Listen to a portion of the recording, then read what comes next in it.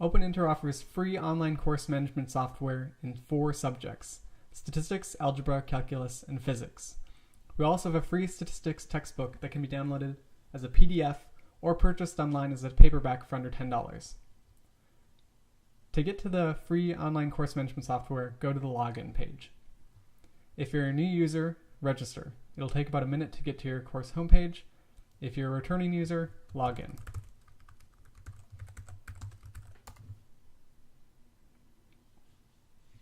After you log in, you'll be brought to your homepage. My homepage is an instructor homepage, so I'll see more options than students see. At the top, you'll have the subject listed with the course, and below the course bar, you'll have an announcement bar. Here will be announcements listed, or in this case, I have an announcement that's not yet posted to student homepages, so it shows up on my homepage. If I want to manage announcements, I go to the Manage option. I can add an announcement, or I can edit a previous announcement. Below the announcements are 4 sections that are listed on my homepage. The number of sections that are listed on each person's homepage will vary depending on what options they choose and how many sections they want on their homepage. The first section that's listed is the course information section. Here, as an instructor, I can add a syllabus to the course. I can also see the course description and also any course resources. Here I have a generic course description listed, and I also don't have any course resources listed, but I can add those on the Manage Course page. The Manage Course page is accessed using the right side of the course bar on the Manage Course button. The Manage Course page has 4 sections. The first, you can edit your course title and description, and also add resources. In the second, you can manage your sections for your homepage as an instructor. So here I can move my quizzes to be first and my course information to be last if that seems best for my course, and I can update the course homepage. I can also add a section, or I can delete a section from my homepage. I can also see enrolled students for my course. However, my course yet does not have any students listed since none have enrolled for it yet. I can also list teaching assistants for my course, and I can access the information I need to provide to my students to register for my course. These first 3 elements here, this subject, course ID, and access code, I need to provide to my students so that they can register for my course. If you've already turned off registration for a course, by default you will have registration on. You'll need to adjust that in the options below, where that subject, course ID, and access code are listed. Again, be sure to provide these to your students because otherwise they will not be able to register for your course. Returning to the home page, we see that we have a new layout. The course information has been moved to the lower right and the quizzes to the upper left because that's what I wanted for my course. And now let's look at these other 3 sections: the assignments, the quizzes, and the links and files. These are the custom sections for my particular course. So looking at the links and files, I have my first element is the OpenIntro statistics text. We have a link for the title, or we can go to view and we can go to see what that particular link leads to, and it leads to the page to download OpenIntro statistics, the textbook. In each element, you'll see some information. For the OpenIntro statistics link, it's noted that it's already posted and there's no due date associated with that link. The second link has not yet been posted to the student homepage, but it will be posted on January 10th. Also to the right, we have options for each of these different elements. We can view, as we've already done. We can also edit an element. So it says caution here because it's already posted to student homepages. If it's not yet posted, you won't see a caution warning. But if it is posted to student homepages, you'll see a caution warning. So let's look at editing that particular element. We're not going to actually do it since it's already posted, but we'll just take a look at the options. We could edit the title, we could edit the date that it's posted to student homepages, we could edit the due date or add a due date in this case. We can also make it be a new link or make it be an upload instead of a link. We can also adjust where it falls relative to the other elements in that particular section. We can also archive elements that have already been posted to student homepages. So here I have an archive option. I'm going to archive that first link so it no longer shows up by default on my homepage.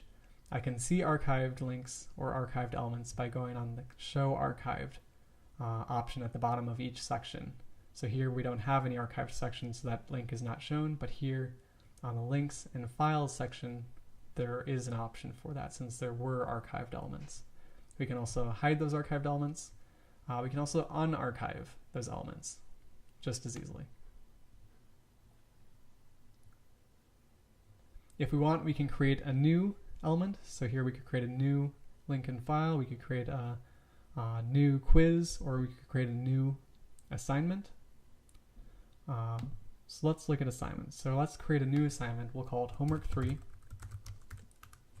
And we'll say that it's going to be posted on the 25th of January. And I'm not yet going to specify a due date.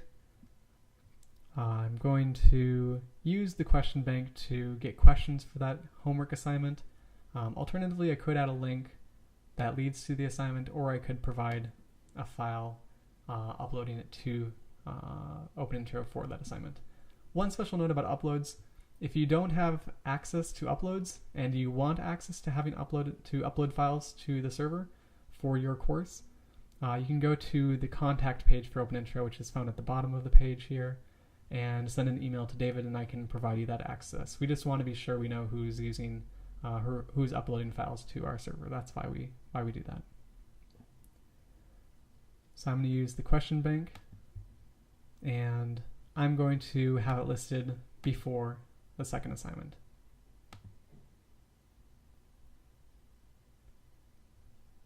So here it's already showed up. It says that it's going to post on the 25th. So for quizzes and assignments, you might want to use questions from what are called the question bank on OpenIntro. So we can either do that by looking in the options, we can edit questions for the homework, or we can get to the question bank by going to the question bank link in the upper right hand corner of your homepage. And again, this is a teacher-only access option. On the question bank, there are 4 different sections. There's Search, where you search the question bank. Create, where you can create your own questions. Those questions will be private to you only, even though they'll appear to show up in the question bank. They'll only be searchable by you. There's also a Figures option for those teachers who have uploading privileges, and there's a Manage section for where you may edit or rearrange or delete questions that are already on an assignment or quiz. So since we've just created an assignment, let's add questions to it. So let's suppose we want to add questions from the second chapter of OpenIntro Statistics, so the probability chapter. We're not going to be picky about what particular keyword we're looking for, what questions with keywords, or the title search. We could maybe search for just open questions since it's an assignment. If you are doing a quiz, maybe you're more interested in multiple choice, although there are free response options for quizzes as well. We're going to search all questions, so we're not going to specify either of those. We don't want quiz eligible only because we were searching for an assignment, and I want to see all questions. I'm not going to check that last option either. So here are the the search results. I'm going to view 25 questions at a time. So here are just the titles of 25 questions. The first thing listed on each question, if it's been listed with that question, is the section associated with that question. So here we have section 2.2 of the textbook associated with this question. We also have, in this case, a question from the textbook. So question 2.13 from the textbook, which is what this number specifies. We can view the question by clicking on the title, and it'll just scroll down. And we can see that there are some questions that were not from the question, from the textbook, since they don't have that parenthetical number listed. Also, these numbers are highlighted in yellow. What that means is that they're quiz-ready questions. They can be used for quizzes, whereas all questions can be used for assignments, or any type of questions can be used for assignments. So let's suppose we want to add these 3 questions to our assignment. Suppose we've looked at each and we said we like all of these for our assignment, we're going to add them to our assignment. So we check them, we make sure that they're ones we want, and we go and we say we want to add them to the 3rd assignment. This brings us to the Manage page. Here we'll see our 3 questions listed. We can browse those questions if we like, we can edit them, or you can remove them from this assignment if we want. We can also rearrange the questions. So this dot on the left, you can grab it and drag it and rearrange your questions and save the new order. You can also create new questions for your assignment if you're wanting an additional question that's not listed in the question bank. So you can go to Create, and you can choose that you want a free response question or a multiple choice question. You can specify a title for the question, specify the body of the question. Note that students will only see this part of the question. They won't see the title for the question, so specify all details necessary within the question itself. If you need complex mathematics for your question, we also support that through MathJax. So if you are familiar with LaTeX, you can use LaTeX-like inputs to create questions. If you're not familiar with LaTeX, don't worry about it. You don't have to use it. But if you do use LaTeX, this is a great feature where you can use complex mathematics for equations. If we want, for a free response question, we can specify a numerical solution. This is especially useful and necessary if we want to use this question for a quiz. So maybe we wanted to specify a solution of 8.2, and we wanted to allow for solutions that are within about 0.1 or so of that actual solution. So here we pick an actual solution for the question and we give it a solution tolerance. We can also classify the question if we like, and we can specify keywords for the question, and we can also specify the difficulty of the question. If you wanted to do a multiple choice question, you'll just see the numerical solution option disappear and options for multiple choice appear. And you can have up to 6 different options for your multiple choice questions.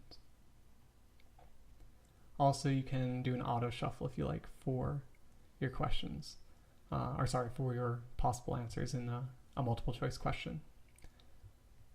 So that's a quick introduction to OpenIntro's free online course management software. If you have questions, feel free to send us an email. If you have comments, we would love to hear from you. We hope you'll join us and hope to see you soon. Bye.